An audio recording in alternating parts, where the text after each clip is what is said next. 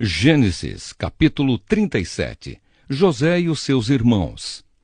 Jacó ficou morando na terra de Canaã, onde o seu pai tinha vivido. Esta é a história da família de Jacó. Quando José era um jovem de 17 anos, cuidava das ovelhas e das cabras, junto com os seus irmãos, os filhos de Bila e de Zilpa, que eram mulheres do seu pai. E José contava ao pai as coisas erradas que os seus irmãos faziam. Jacó já era velho quando José nasceu, e por isso ele o amava mais do que a todos os seus outros filhos. Jacó mandou fazer para José uma túnica longa, de mangas compridas. Os irmãos viam que o pai amava mais a José do que a eles, e por isso tinham ódio dele e eram grosseiros quando falavam com ele. Certa vez José teve um sonho e o contou aos seus irmãos. Aí é que ficaram com mais raiva dele, porque ele disse assim: "Escutem que eu vou contar o sonho que tive. Sonhei que estávamos no campo amarrando feixes de trigo.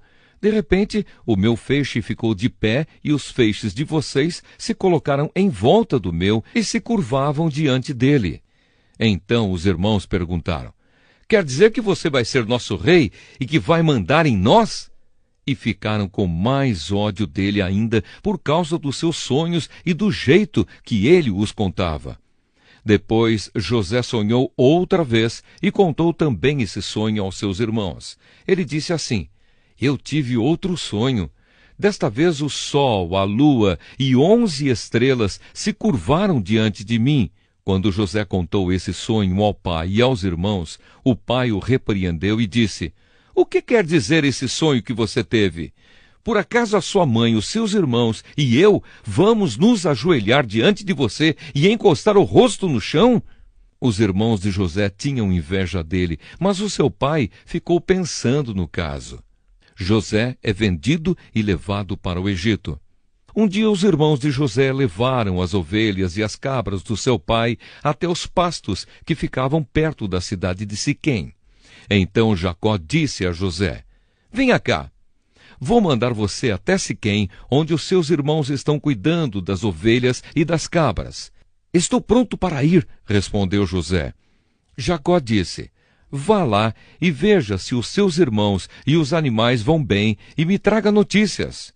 Então dali do vale de Hebrom, Jacó mandou que José fosse até Siquém e ele foi. Quando chegou lá, ele foi andando pelo campo. Aí um homem o viu e perguntou: "O que você está procurando?" "Estou procurando os meus irmãos", respondeu José. "Eles estão por aí, em algum pasto, cuidando das ovelhas e das cabras. O senhor sabe aonde foram?" O homem respondeu: "Eles já foram embora daqui. Eu ouvi quando disseram que iam para Dotã." Aí José foi procurar os seus irmãos e os achou em Dotã. Eles viram José de longe e, antes que chegasse perto, começaram a fazer planos para matá-lo. Eles disseram: "Lá vem o sonhador. Venham, vamos matá-lo agora. Depois jogaremos o corpo num poço seco e diremos que um animal selvagem o devorou. Assim veremos no que vão dar os sonhos dele." Quando Rúben ouviu isso, quis salvá-lo dos seus irmãos e disse: "Não vamos matá-lo. Não derramem sangue.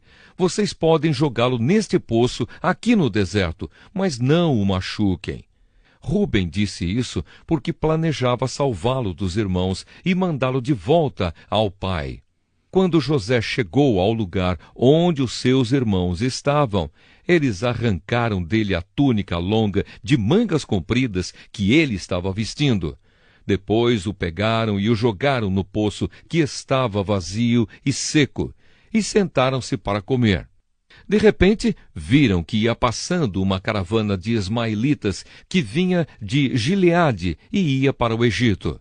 Os seus camelos estavam carregados de perfumes e de especiarias.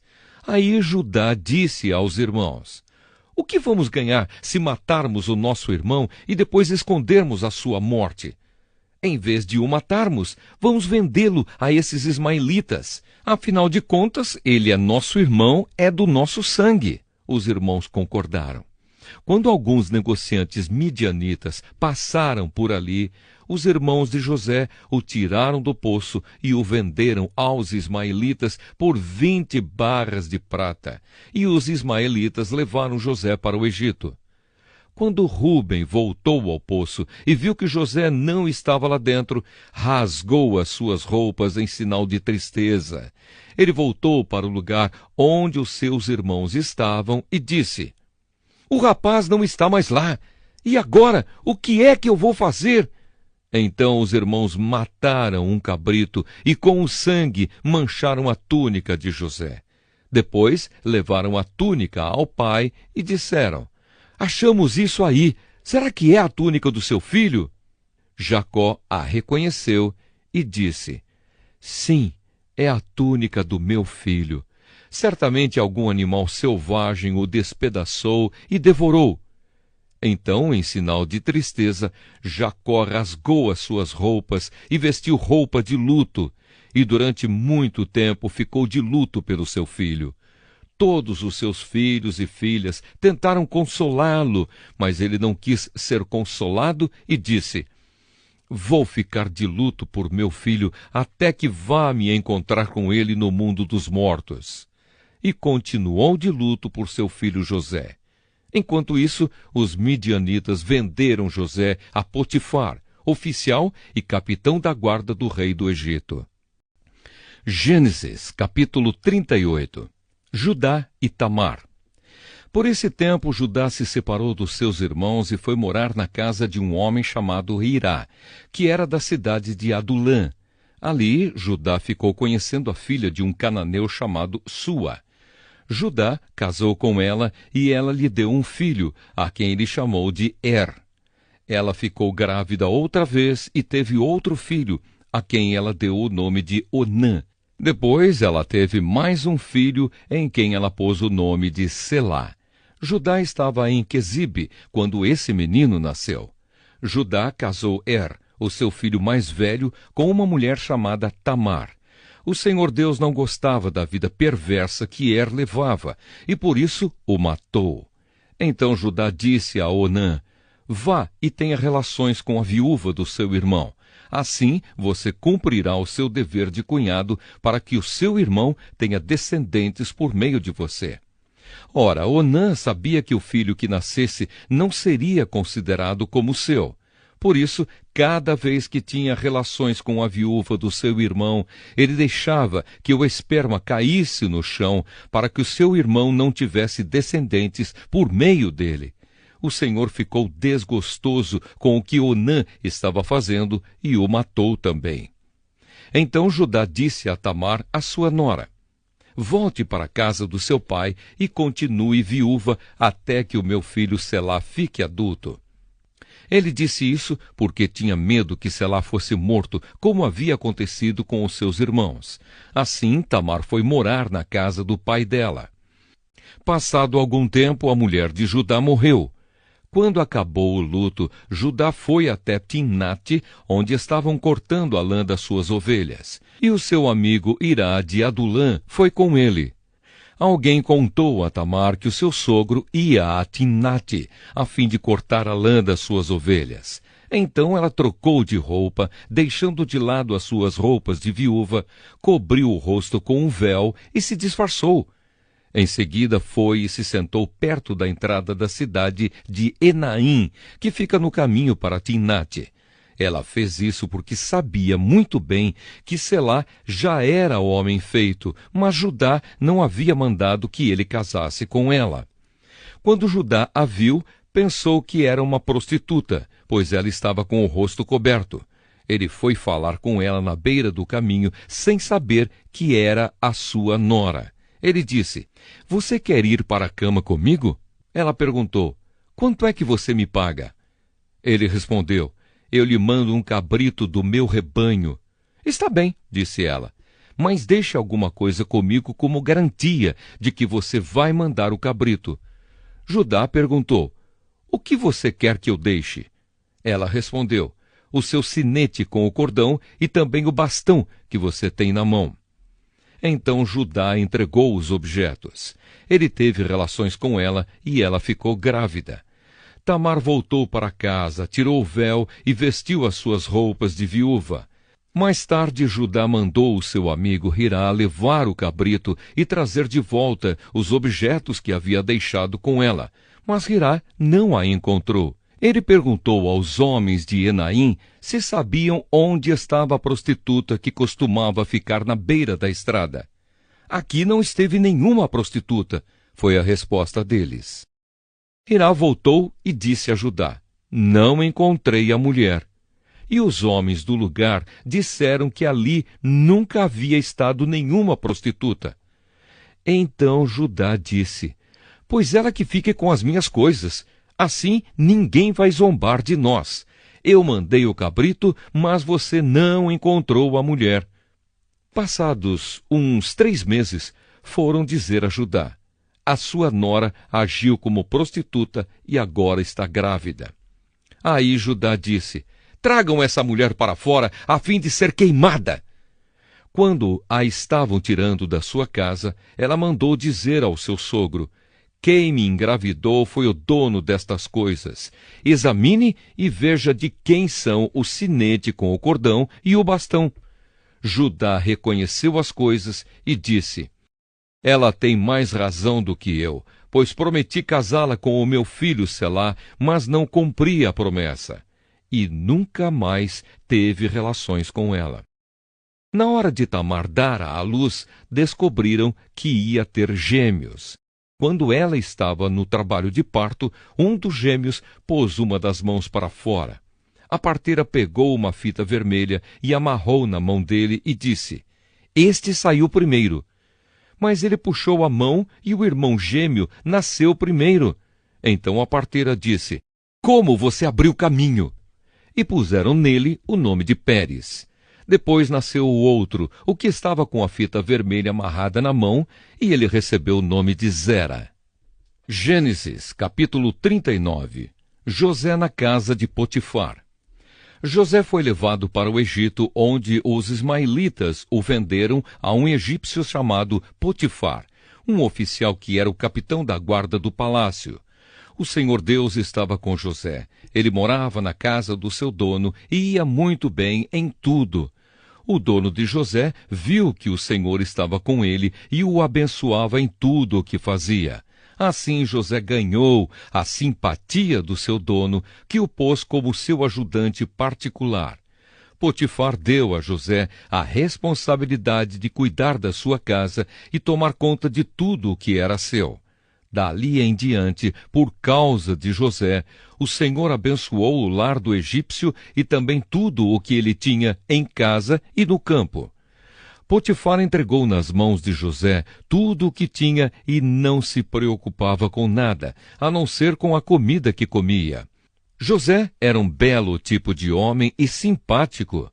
Algum tempo depois, a mulher do seu dono começou a cobiçar José. Um dia ela disse: venha, vamos para a cama. Ele recusou, dizendo assim: escute, o meu dono não precisa se preocupar com nada nesta casa, pois eu estou aqui. Ele me pôs como responsável por tudo o que tem. Nesta casa eu mando tanto quanto ele. Aqui eu posso ter o que quiser, menos a senhora, pois é mulher dele. Sendo assim, como poderia eu fazer uma coisa tão imoral e pecar contra Deus? Todos os dias ela insistia que ele fosse para a cama com ela, mas José não concordava e também evitava estar perto dela. Mas um dia, como de costume, ele entrou na casa para fazer o seu trabalho e nenhum empregado estava ali. Então ela o agarrou pela capa e disse: venha, vamos para a cama. Mas ele escapou e correu para fora, deixando a capa nas mãos dela. Quando notou que, ao fugir, ele havia deixado a capa nas suas mãos, a mulher chamou os empregados da casa e disse: vejam só, este hebreu que o meu marido trouxe para casa está nos insultando. Ele entrou no meu quarto e quis ter relações comigo, mas eu gritei o mais alto que pude. Logo que comecei a gritar bem alto, ele fugiu, deixando a sua capa no meu quarto. Ela guardou a capa até que o dono de José voltou. Aí contou a mesma história assim: esse escravo hebreu que você trouxe para casa entrou no meu quarto e quis abusar de mim. Mas eu gritei bem alto e ele correu para fora, deixando a sua capa no meu quarto. Veja só de que jeito o seu escravo me tratou. Quando ouviu essa história, o dono de José ficou com muita raiva. Ele agarrou José e o pôs na cadeia onde ficavam os presos do rei. E José ficou ali. Mas o Senhor estava com ele e o abençoou, de modo que ele conquistou a simpatia do carcereiro. Este pôs José como encarregado de todos os outros presos, e era ele quem mandava em tudo o que se fazia na cadeia. O carcereiro não se preocupava com nada do que estava entregue a José, pois o Senhor estava com ele e o abençoava em tudo o que fazia. Gênesis capítulo 40. José explica 2 sonhos. Passado algum tempo, o rei do Egito foi ofendido por 2 dos seus servidores, isto é, o chefe dos copeiros, que era encarregado de servir vinho, e o chefe dos padeiros. O rei ficou furioso com os 2 e mandou que fossem postos na cadeia, que ficava na casa do capitão da guarda, no mesmo lugar onde José estava preso. Eles ficaram muito tempo ali e o capitão deu a José a tarefa de cuidar deles. Certa noite, ali na cadeia, o copeiro e o padeiro tiveram um sonho cada um, e cada sonho queria dizer alguma coisa. Quando José veio vê-los de manhã, notou que estavam preocupados. Então perguntou: por que vocês estão com essa cara tão triste hoje? Eles responderam: cada um de nós teve um sonho e não há ninguém que saiba explicar o que esses sonhos querem dizer. É Deus quem dá a gente a capacidade de explicar os sonhos, disse José. Vamos, contem o que sonharam. Então o chefe dos copeiros contou o seu sonho. Ele disse: sonhei que na minha frente havia uma parreira que tinha 3 galhos. Assim que as folhas saíam, apareciam as flores, e estas viravam uvas maduras. Eu estava segurando o copo do rei, espremia as uvas no copo e o entregava ao rei. José disse: a explicação é a seguinte: os 3 galhos são 3 dias. Daqui a 3 dias o rei vai mandar soltá-lo. Você vai voltar ao seu trabalho e servirá vinho ao rei, como fazia antes. Porém, quando você estiver muito bem lá, lembre de mim e, por favor, tenha a bondade de falar a meu respeito com o rei, ajudando-me assim a sair desta cadeia. A verdade é que foi à força que me tiraram da terra dos hebreus e me trouxeram para o Egito, e mesmo aqui no Egito não fiz nada para vir parar na cadeia. Quando o chefe dos padeiros viu que a explicação era boa, disse: eu também tive um sonho. Sonhei que estava carregando na cabeça 3 cestos de pão. No cesto de cima havia todo tipo de comidas assadas que os padeiros fazem para o rei. E as aves vinham e comiam dessas comidas. José explicou assim: o seu sonho quer dizer isto: os 3 cestos são 3 dias. Daqui a 3 dias o rei vai soltá-lo e vai mandar cortar a sua cabeça. Depois o seu corpo será pendurado num poste de madeira e as aves comerão a sua carne. 3 dias depois, o rei comemorou o seu aniversário, oferecendo um banquete a todos os seus funcionários. Ele mandou soltar o chefe dos copeiros e o chefe dos padeiros, e deu ordem para que viessem ao banquete. E aconteceu exatamente o que José tinha dito. O rei fez com que o copeiro voltasse ao seu antigo trabalho de servir vinho ao rei e mandou que o padeiro fosse executado. Porém, o chefe dos copeiros não lembrou de José, esqueceu dele completamente. Até o próximo vídeo. Deixe seu comentário e inscreva-se no canal.